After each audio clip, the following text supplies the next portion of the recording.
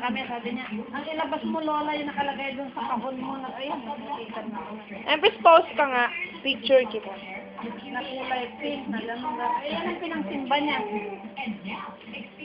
Ang landi nito. Ubarin mo yun anak para pang alis mo pag pumunta tayo sa SM. Pag yun wala kayong pasok. Pero test nila sa Martes Gale ha. Alagaan mo ito. Sinabi na nila sa akin, turuan mo yung apo mo, Martes, Merkulis, Jueves, 3 days yan, 15, 16, 17. Baka mamaya mangulelat siya doon sa section niya. Sabi niya. Ba, sabihin ko doon sa ina. Parati naman nagtuturoan kami niya. Memoryado na niya yan.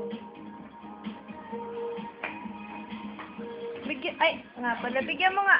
Akong cotton ban. Maya ako bigay. At gagawa akong test paper nito ngayong gabi. Para bukas ng umagang pagising niya gawin niya. Empress. Dahil ikaw ang pinapakinggan ng mga anak mo, Empress. Juan Paulo, hanggat maaga, turuan mo na huwag na sa computer. Huwag pumupunta doon. Pagkagaling eskwela, diretso ang uwi. Doon niya nakuha yan eh. Magmula nung dumating siya nung hapon, napuna ko.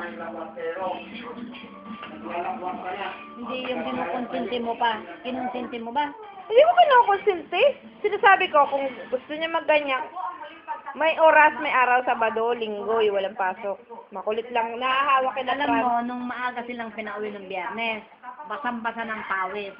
Hindi sa kasama ang mga Frans. Siya lang daw mag-isa. Oo nga. Oh, pumunta siya doon. Di siyempre, basang-basa ng pawis.